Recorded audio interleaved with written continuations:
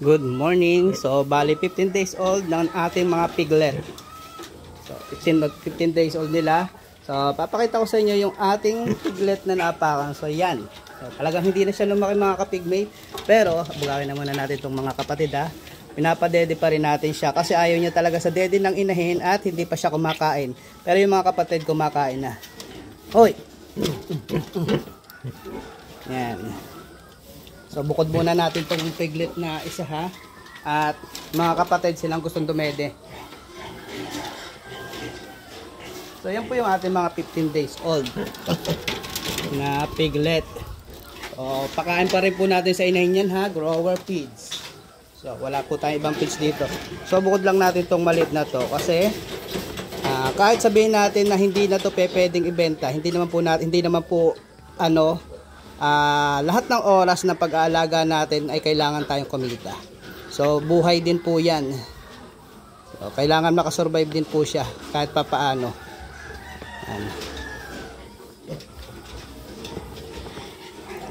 Habang pinapadede, so pagmasdan nyo muna yung mga piglet na walang problema. 15 days old since birth.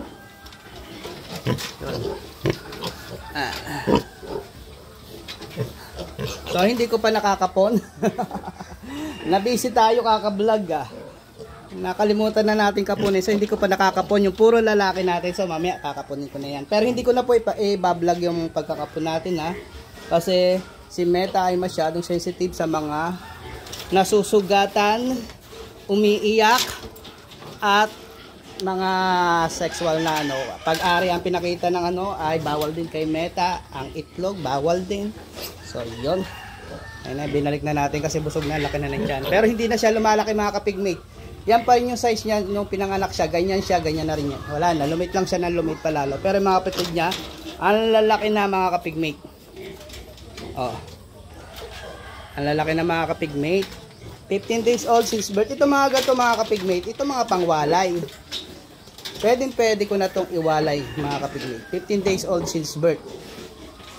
So tama. Kaya lang hindi ko pa nakakapon. Kapunin ko muna. Baka iwalay ko itong mga 20 days old. Iwawalay ko na itong mga piglet na ito mga kapigmate. Kapunin ko muna. Tapos ang ginagawa ko ditong pagpapahilom ng mga nakapon mga kapigmate ay 5 days. Yan. Tapos ito, may problema tayo dito sa isang inahin natin. Yan. May pigsa siya. May pigsa dito. Ang laki ng pigsa niya. So ganyan, hinahayaan ko na lang yan. Kasi napag-inject na naman tayo sa kanya ng antibiotic nung nanganak siya. Saka mapipisa rin yan. Hintay ko lang mapisa para ma-sprayan natin ng Convinex. So, yan mga kapigmate So may nag-comment nga pala dito sa atin mga kapigmate na hindi raw uso dito sa babuyan natin yung nagtatayong piglet. So mga kapigmate, uso rin. Kaya lang, hindi ko pinapatagal. Once may makita ko nagtatayong piglet, walay man yan or hindi na, oras lang bibilangin natin dyan. Oras lang, kinabukasan or mga ilang oras lang, basta mga 2 kainan lang ng inahin or ng mga piglet natin, nawawala na pagtatay nila. So hindi naman tayo nausuhan.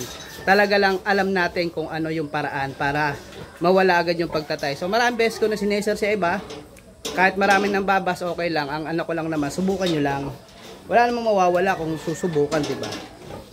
Kasi mga kapigmate, habang tumatagal tayo sa pag-aalaga ng baboy, marami tayong natututunan na hindi pa alam ng iba. Kaya sineshare natin, kaya lang marami na nagagalit sa atin, lalo na yung mga dyan.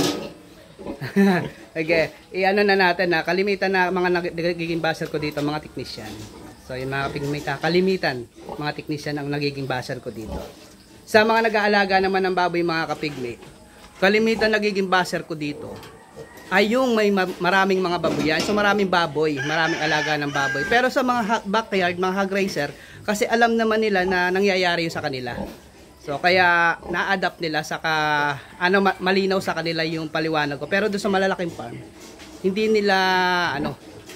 nila lubos maisip na yung ginagawa ko ay tunay ba. Sinasabi nila nagpapadagdag lang daw ako ng views. So hindi po mga kapigmate. Totoo po yun. Ito kagaya nito, yung pakain natin ng grower feed sa inahin, sabi nila Hindi raw pwede kasi may mga ingredient daw na hindi pwede sa inahin, hindi pwede sa piglet. Sabihin na natin meron. Pero ang akin naman kasi dahil hindi naman tayo napag-aral, sa experience na lang natin kinukuha o sa sinusubukan natin lahat. So yan naman po, may resulta naman po eh. Ito yung 15 days old natin.